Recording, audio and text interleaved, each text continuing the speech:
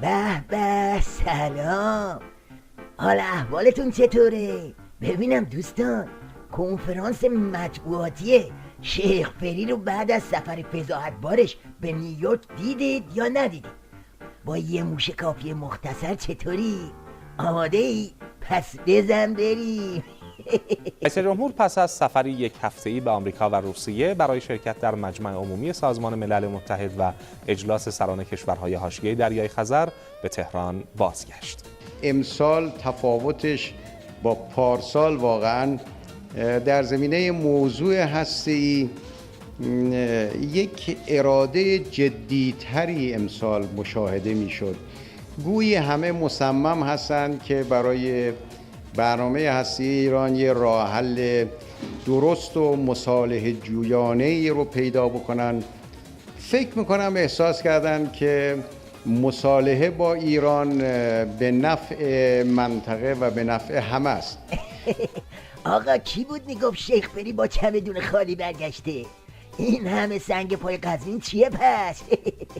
آخه عاشق کلم، باز بیاری تو مذاکرات صدای بابا اکبرت هم در برده. بعد تو پرو از مشاهده اراده جدی واسه راه حل مصالحه جویانه دم میزنی. کوسه رنگ پریده، تو یه چیزی بگو. هاشمی رفسنجانی با اشاره به مذاکرات هسته‌ای: تندروها فضای قبل از مذاکرات را آلوده کردند. حالا اینکه تو این فضای آلوده شیخ فری چجوری تونسته اراده جدی رو مشاهده کنه، سوالیه که باید از خودش پرسید. خب این یه نکته بسیار مهمی بود. همزمان هم البته در نیویورک با 5+1 مذاکراتی بود. گرچه این مذاکرات با اون سرعتی که ما دلمون میخواست نبود، ولی رو به جلو بود، حرکت داشت، حرکت کند بود. خب البته هفته آینده هم باز مذاکراتی خواهد بود، ادامه پیدا میکنه. چی شد؟ تا یه ماه پیش که هی تند باش زود باش میگردی، حالا چی شده به حرکت کند رضایت دادی؟ باشه بابا، اصلا اومدیم و 4 دلارام جام زهری هم با قالیلی ادامه مذاکرات خر شدن.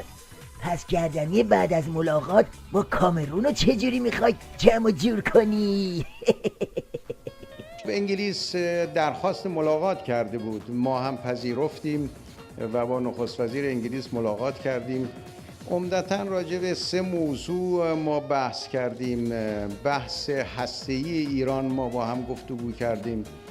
بحث خوبی بود، گرچه خب به طور معمول اختلاف نظرهایی در این زمینه داشتیم.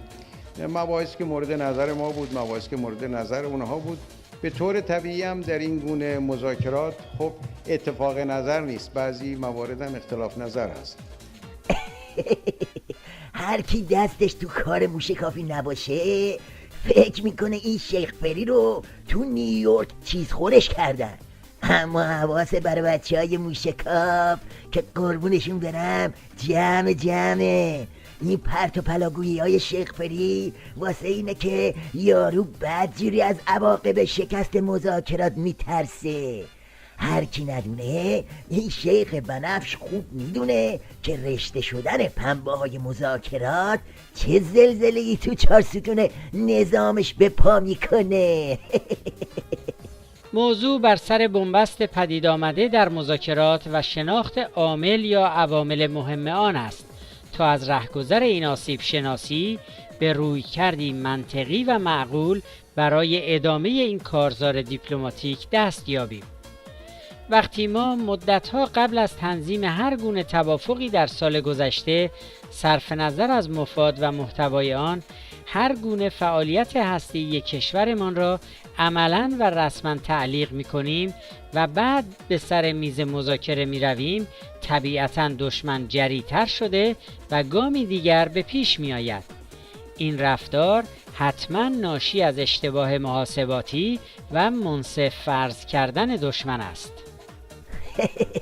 حالا دیگه خودتون وضعیت شیخ فری رو تو این اوضاع و احوال حدس بزنید.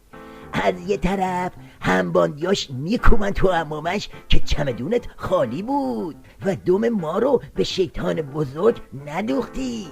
از اون طرفم دلواپسا مثل این شریعت نداری با یه دست نوازشش میکنن که حال فتنگرا رو گرفته، با یه دست دیگه هم سیلی بهش میزنن که دیدی رقیب هراسی کردی. حالا شیخ پری تازه از راه اومده، تا بلای سفر نیویورک تو روزهای آینده یکی یکی از اطراف و اکناف جسم بنفش شیخ پری میزنه بیرون.